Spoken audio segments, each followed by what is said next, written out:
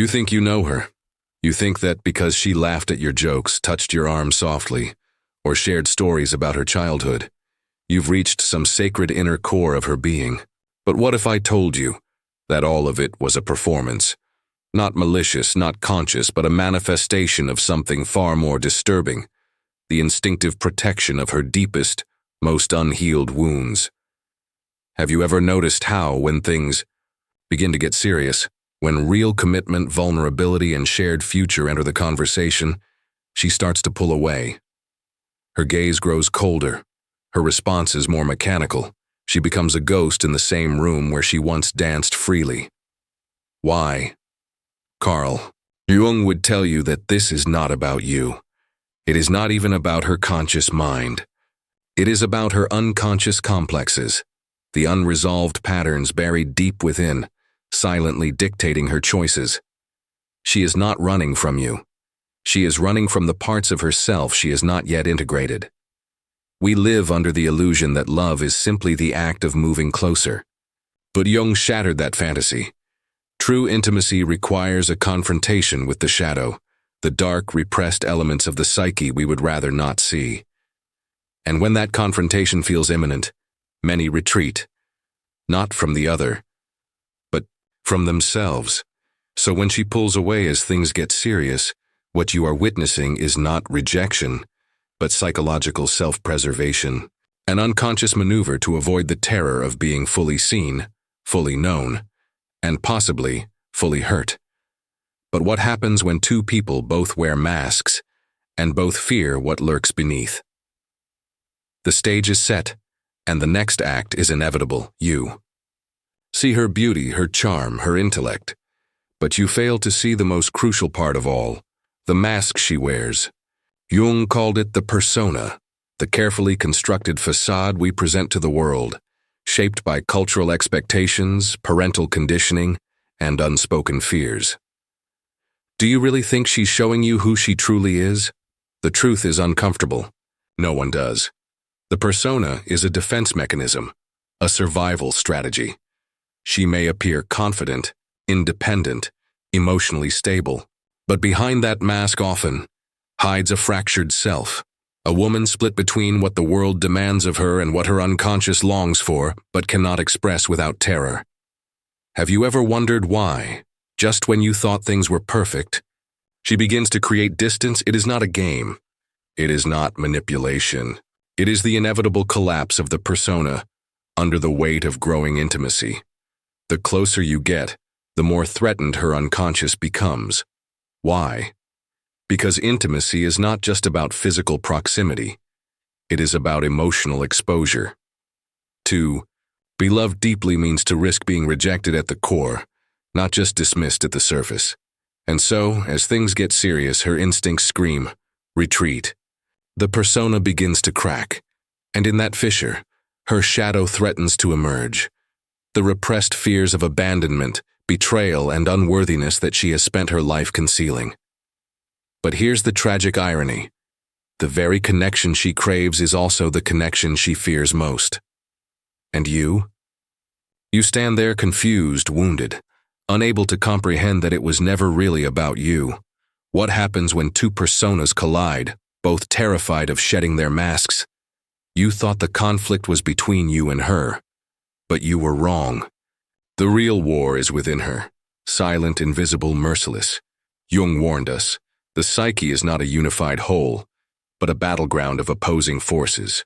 On one side, the instinctual desire for connection, for love, for surrender. On the other, the unconscious complexes forged through years of pain, abandonment, and betrayal, whispering, "Don't trust. Don't get too close." Can you even imagine what it feels like to want intimacy so desperately, yet fear it with equal intensity?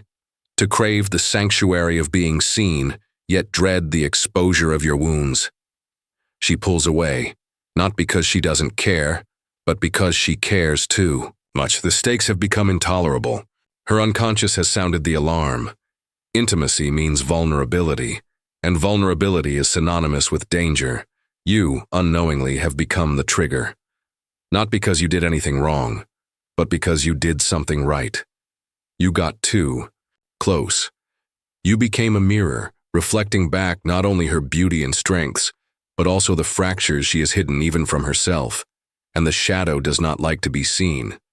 So the war rages on inside her, one part yearning for you, the other recoiling from the potential devastation. You stand helpless, witnessing the slow withdrawal, mistaking it for indifference or cruelty when in reality it is pure psychological survival. But here's the most tragic part. She often doesn't even know this war is being waged. The unconscious is that powerful. It protects her, sabotages her, and ultimately controls her, unless she dares to confront it. But how many ever do? You think you've seen all there is to her? The smiles, the fears she's admitted, the quirks she's allowed you to know. But the truth is you've barely scratched the surface. Her unconscious is a labyrinth, twisting corridors of forgotten wounds, buried archetypes, and primal instincts. Jung taught us that the unconscious does not simply store memories. It shapes behavior, directs emotion, and scripts the very dramas we unconsciously play out. Do you really believe she chose to pull away, in full awareness of her motives? No. She is being moved by forces far older and more powerful than her conscious mind can grasp. Perhaps it's the memory of a father who left when she was most vulnerable. Perhaps it's the internalized belief, inherited through generations, that love is always conditional, always dangerous. The anima within her, the feminine archetype of feeling and connection, may be wounded, twisted by betrayals long forgotten, yet still alive in her psyche. And so, when love becomes too real, too close, the labyrinth activates its defense. Withdrawal. The walls close in, the doors lock, and she recedes into the safety of emotional distance, not because she is cold, but because the labyrinth offers protection from the terrifying possibility of being hurt again. And you stand at the entrance of this maze, calling her name, begging for her to return, not realizing that even she does not know the way out. This is the tragedy of unconscious existence. We are prisoners in our own minds, enacting scripts we never wrote but still perform. But there is a deeper question, one you must ask yourself. Why did you step into her labyrinth? What is it within you that seeks out someone who cannot stay? You must understand this. She is not merely an individual woman, making isolated choices. She is an expression of something larger, something ancient. Jung would call it the archetype of the wounded feminine, a universal pattern that echoes through her unconscious, shaping her behaviors long before you ever met her. Have you ever wondered why this pattern feels so familiar? Why so many women, when faced with deep love, instinctively pull away? It is because the collective psyche has carried the wounds of the feminine for centuries. Repressed emotions, denied autonomy, punished vulnerability. These ancestral scars have not vanished. They have been transmitted, silently, through mothers, grandmothers, and cultures that told women to be desirable, but never too emotional, to be strong, but never too assertive. So now, when you offer her intimacy, it does not simply awaken her personal fears, it stirs the entire lineage of feminine wounds within her. And what does the wounded feminine do when love feels too threatening? It retreats, erects walls, becomes distant, not to punish you, but to shield itself from a hurt it believes is inevitable.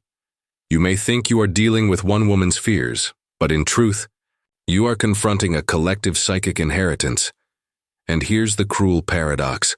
While she longs to be loved for who she truly is, she also fears that no one could ever bear the full weight of her unhealed wounds. This archetypal dance plays out in countless relationships, with partners blaming each other for dynamics neither fully understands. But what if, instead of reacting with confusion or anger, you recognize the archetype at work? What if you saw her withdrawal not as rejection, but as a call for deeper understanding? Yet, can you bear to witness her wounds without trying to fix them? Can you stand in the presence of her fear, without making it about your own? You came, here seeking answers about her, but now we must confront the truth. Her withdrawal is also a reflection of your own unconscious fears. Jung warned us that every relationship is a crucible, where two psyches collide, revealing not just who the other is, but who we are beneath the masks. When she pulls away, what awakens in you? Abandonment, insecurity, rage? These are not random emotions. They are your shadow, the parts of yourself you have disowned, buried, denied. The terror of being left, the fear of not being enough, the ancient wound of unworthiness. They all rise to the surface, demanding to be seen. Do you really think it's only her running from intimacy? Perhaps you too are terrified of the vulnerability that real love demands. Perhaps her withdrawal is not just her defense, but also your unconscious invitation to repeat the old pattern. Pursue the one who cannot stay. Replay the unresolved wounds of your past and confirm the belief that you are destined to be left. The psyche craves repetition until it finds healing. Jung called this the compulsion to repeat, the drive to reenact old wounds in new forms, in the unconscious hope that this time the ending will be different, but it never is, until you bring the pattern to consciousness. So, as she steps back, ask yourself, what is being reflected back at me? What part of my own shadow have I projected onto her? This is not about blame. It is about recognition. Until you integrate your own unconscious wounds, you will continue to be magnetized to those who activate them. And so the question becomes, are you willing to face your own darkness? Or will you, like her, retreat behind your mask?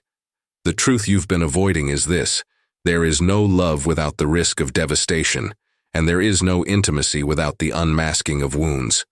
Jung insisted that the only way to transcend the compulsions of the unconscious is through the painful, deliberate process of integration. But what does that mean? Integration?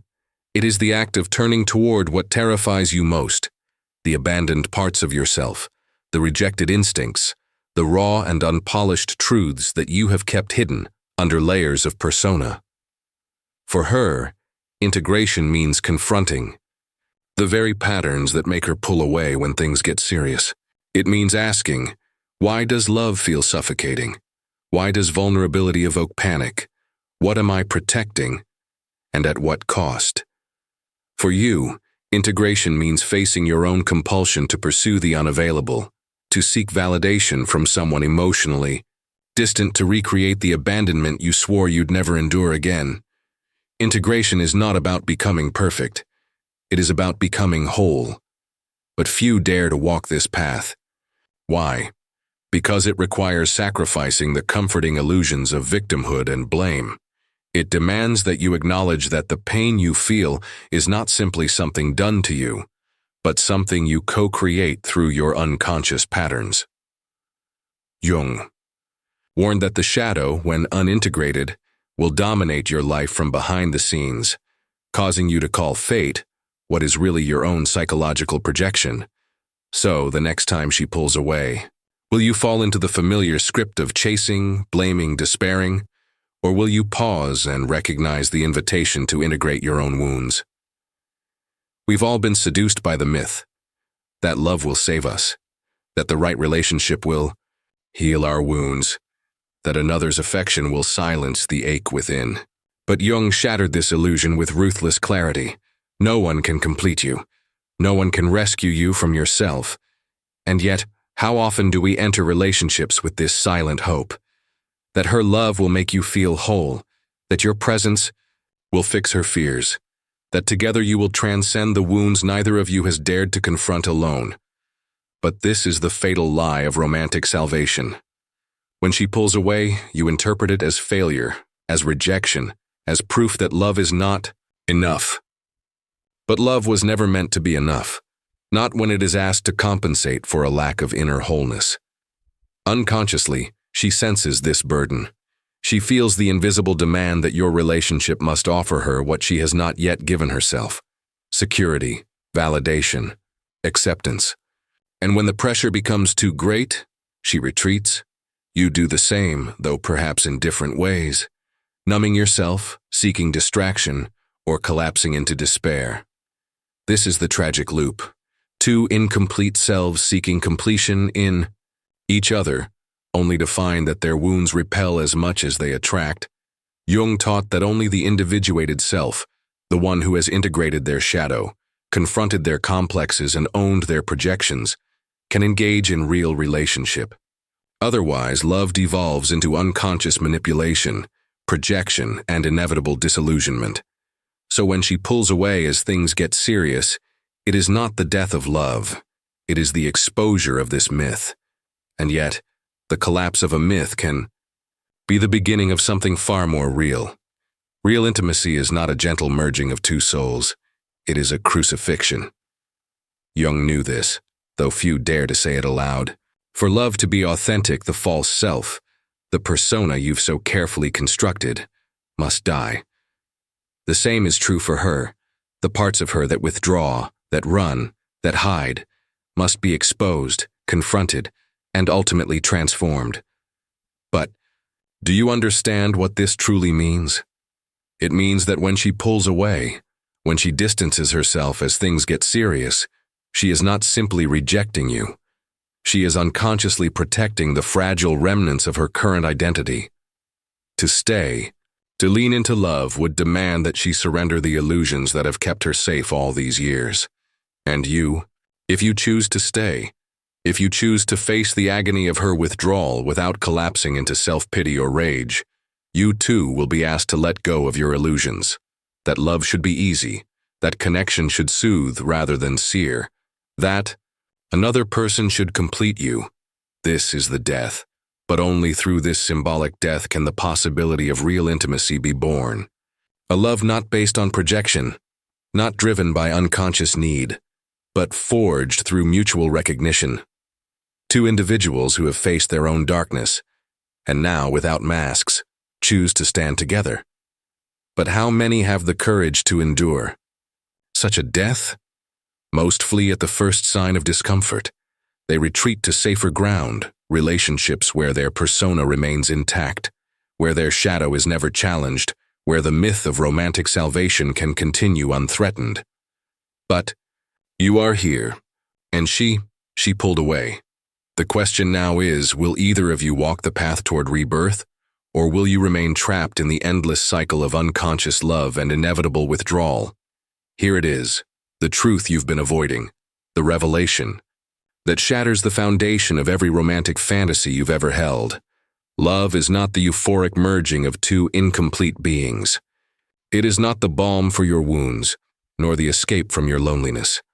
Love, in its most authentic form, is the arena where your unconscious is made visible, where your deepest fears are exposed, where your persona is dismantled, and where your shadow is called forth from the darkness.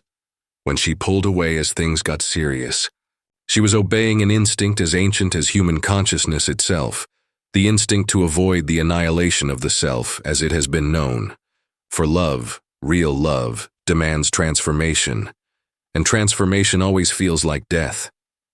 You mistook her distance for rejection, but it was in fact her unconscious protecting her from a process she was not yet ready to undergo.